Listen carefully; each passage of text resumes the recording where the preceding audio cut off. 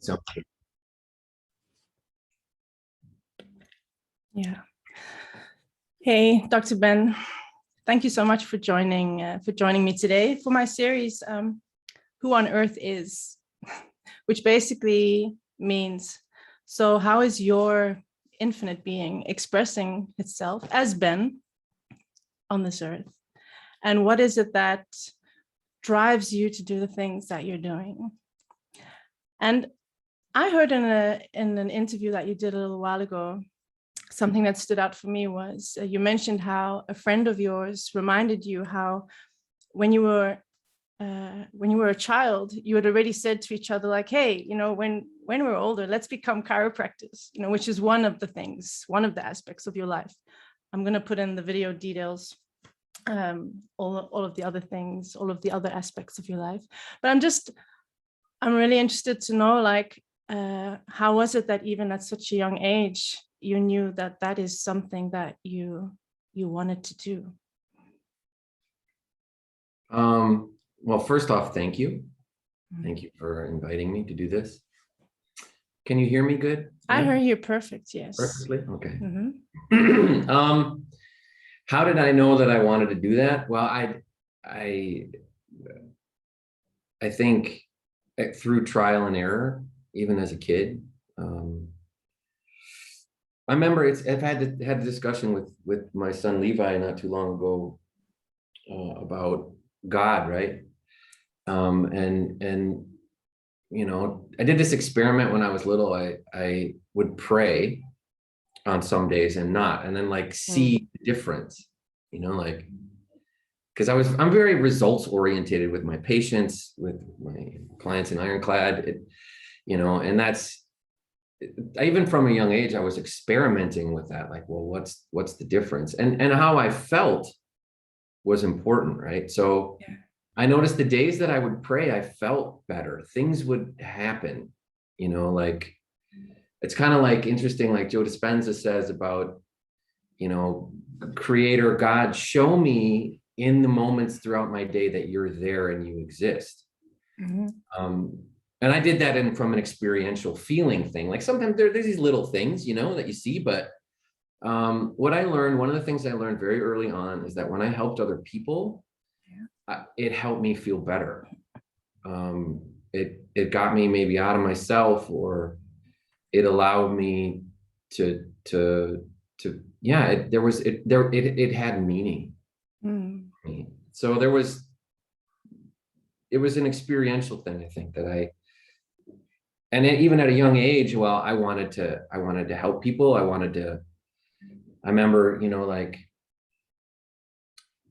my parents would go away for a weekend or something, or, go away for a day or have a babysitter. And I would like clean the house and rearrange them. They come back and the house was spotless. I didn't do this all the time. And many times I destroyed the place, but there were 2 times out of 10. Just to be different. Yeah. 1 time out of 10, I would like totally clean, spotless everything, and then they come back and you could see that, not just that I did something nice for them, but I thought about them, and that I wanted them to be happy, and I wanted to alleviate the suffering of other people. So it's that was basically that desire. And then if you look at my life, maybe it's been what's the best way to alleviate the suffering from other people with my talents, right? So yeah, learning who I was, my process, but my number one of my highest values is just helping people.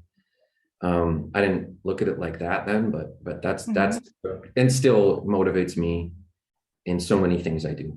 Yeah, helping people. I remember once seeing in one of your Facebook descriptions on your profile, it was saying the things that you do, you're a dad, you do music, chiropractor, and this sort of ended with, and I'm here to help. And just even just the energy in those words, because anyone can say that, like, oh, I'm here to help, but the feeling that I got by reading that, it felt very expanded and very open, almost like it doesn't matter what, okay, like whatever the situation is, like you're ready to hear what is it? What is it that I can do to help? And no matter what, it's like, I feel like there's this belief in there as well, that whatever it is, whatever someone is bothered about or suffering from, like, you have something that can help, Mm-hmm. Yeah, that's very interesting. I mean, as a trained doctor, right? So there's just so much. So that's a very, very interesting point. I mean, like one of the interesting things about my life where I am right now is that I said this 5 years ago to one of my interns, that if today was the last day of my life, yeah, I've already accomplished so many things with the patients and the things I've seen in my practice with people, that I've helped so many people that I've already, my life's already a huge success, So there's, and you get to the kind of the point where sometimes you can even take it for granted, like the watching people have these healings and these things that I've seen. Mm-hmm. I'm very grateful and blessed to be able to see those things. But at the same time, like, you can almost take them for granted, or well, of course, there's just another miracle that you'll see or something. There's sort of a sense of that. I remember getting to that point where my interns were like, "Oh my goodness, look at this," and then I'm like, "Well, of course."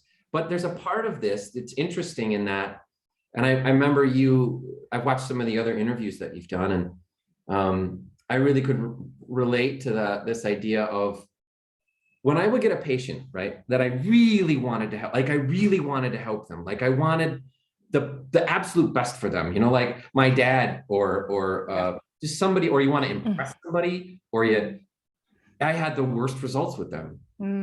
Yeah. Because I was invested like too much in that. And then when you have this sort of like surrender to the body's healing ability, yeah, to the understanding, to going with the flow of whatever that is, God, maybe, that there was miracle things, but a part of it is like, well, it isn't me that did that. Mm-hmm. I didn't do it. I diagnosed them. I figured out where they were suffering. I connected the brain to their part of their body. Yeah. I remember I had one patient once who, she did not want to get adjusted, and her mom really wanted her to, and her mom was right. I mean, she's in that age, it's this mother-daughter thing, and I've learned to stay out of those kind of things between because I don't. But there was this moment where, the practice I had, especially, I still have probably 25%, 20% are younger people, or kids, but it used to be more, because the old owner of the practice had it focused only on pregnant women and children. And so I had a lot of children that would come in, and this girl was, I think, 13, 14, and she did not want to get adjusted. She absolutely didn't. And they'd come in and they'd follow my recommendations and everything, and she needed it, but she didn't want it. I remember there was this moment where they're in this conflict, and this is in my like first year of practice. And I kind of stopped and I looked at this girl, and she's probably 12 or 13. And what she's saying, and she's got tears in her eyes, she doesn't want to get an adjustment. And I know it's good for her, and her mom wants her to do it, and everybody, and I remember telling the mother, I told the daughter, I said, listen, I mean, do you want to get adjusted? And she says no, and the mother's upset. And I said, well, listen, we're not going to adjust you, because I think that at the age you're at, you're old enough to decide if you want to get this treatment or not. And I think that the fact that you're going to say, this is my body, and I don't want, anybody doing anything to it, that I don't want as just as a female, but as a human being, is a really important moment. And so my helping, and then the mother had this sense of, and I said, your mother and I want the best for you. This is what she's doing is good for you. She wants you to get better and to get over this, but this is my treatment room. I'm the doctor here, and I'm not going to adjust you if you don't want it, but you're always welcome to come back. And of course, she didn't come in for a week, and then she came 2 weeks later and went through with care and was happy. And the mother felt, you could feel how the mother was, in one hand, she was a little ashamed. Like, I was pushing my daughter. I wasn't listening to my daughter, because that's that whatever relationship as parents, that you have with your children. There's all this stuff. And But I gave her a mental adjustment. It wasn't that I physically did anything to her. It's that I supported her right to be herself. So I guess that helping sometimes comes from a deeper sense, and it comes from a sense of I don't exactly know all the time why I do what I do with patients, but that there's a following of an internal guide in that. Yeah. But what's really interesting in this thing, and this is something I'm dealing with now, is when you as a doctor, you know what someone needs, but they don't want it. Yeah. When you want to help somebody and they don't want the help. And that's for whatever reason, be it they are focused on other things, other values, other stuff. That's always frustrating. I think that's probably the most frustrating thing that I have to deal with. Whether it's a patient where they don't want to come back because they feel better, they don't want to do their maintenance care, whether it's someone, an ironclad person on the phone who you know that you've got one of the best programs in the world to help them, but they don't want to do it for whatever reason. That's challenging and frustrating. But it's their decision. It goes back to that girl. It's like, I can't make that decision for somebody else. They have to decide to want to do that. Yeah. So it's challenging and frustrating because part of your mission is to help people transform, right?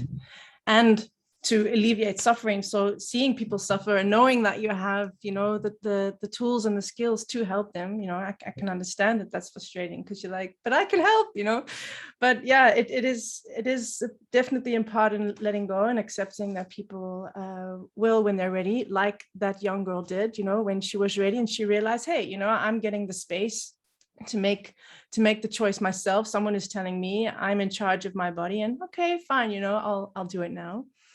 So I think it's beautiful to give people that safety, in knowing that when they're ready, that they can come to you. But yeah, so what is it when the people that you do help transform, where you do see that suffering is alleviated, that people are feeling better? What is it about that gives you the most joy? Knowing that, well, I have a very particular philosophy. Like, it's like the first lesson that I teach people in Ironclad, but it's basically the idea of present time consciousness, but also how present time consciousness, what we're experiencing, the choices and decisions we make right now, how they affect our future. So it's like there's two versions of this person. There's the version that learns the information, that goes on, and the version that doesn't learn the information and lives in these loops. And everything we eat and drink becomes our body. So and that begins with a thought. So if you think about how we think, the things that we think, our beliefs about food, our ideas, our patterns, they have tremendous ability to make huge changes in who we're going to be in 3 months. Or 9 or a year, or multiply that over 5 years. How about 10? How about 50? So and that's the most important, the most beautiful thing is to take people through that process, and then to see them to be not only just transformed after 3 months, but I talked to one of my clients this week and saw a photo of her, and she's really looking good. And she was, so it's an amazing process, and to see the gratitude that they have and how good they feel, and to know that, and it's not that it is me in a sense, in that I created the course and I work with people on it, but it isn't. They've made the decision in that moment. I'm either going to do this or I'm not going to do it, and then going through the process and deciding to do that. The financial investment is important, understanding that they're going to literally, and that's one of the things in Ironclad that we stress is, people need to invest in their health. They need to make it a priority. They need to say, I'm going to consciously put money towards this, as opposed to, the other things that we find so important in life. Yeah, money also being a form of consciousness, right? It's a form of energy, and it's but yeah, absolutely. it's energy, right?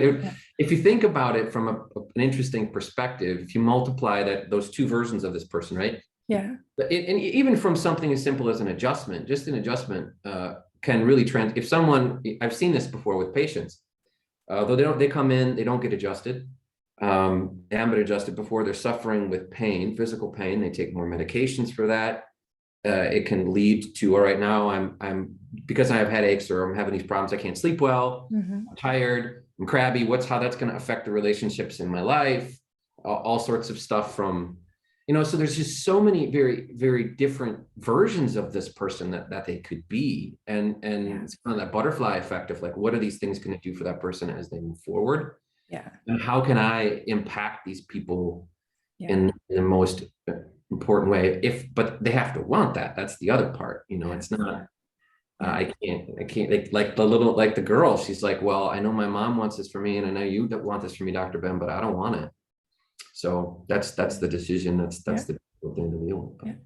Yeah, I see that too, that you're describing like the different versions of people. I kind of see that also as these different timelines, like every single choice, like gives a whole timeline of, every other thing that will be affected from that choice. Yeah. And for me, it's very simple in, when I observe my thoughts or choices, it's just, is it coming from a place of love or fear? Basically those two things, it all boils down in the end, as complicated as I like to make things most of the time, in simplicity, it's often comes down to those two things. Yeah. So thank you for everything you shared. I heard some really inspiring messages. Something that stuck with me is to expect miracles, being one of them. Expect miracles. Don't be surprised when miracles happen. Yeah, absolutely. Absolutely. And also about present time consciousness. I've heard you say before, how to constantly remind ourselves, we only have so many breaths, and to be conscious of what we choose to do within the space in our time with those breaths. Is there anything else, Dr. Ben, if you had now the opportunity, not only for the people that are watching or listening to this, but knowing that by you sharing your message, like what is your wish for the world, for humanity, knowing that in this moment your true being is broadcasting that message out, what would that be? Well, I would very specifically, I think, and it's more maybe a thing, if I could send out one message to everybody, that it's related to the current situation for the disease that shall not be named.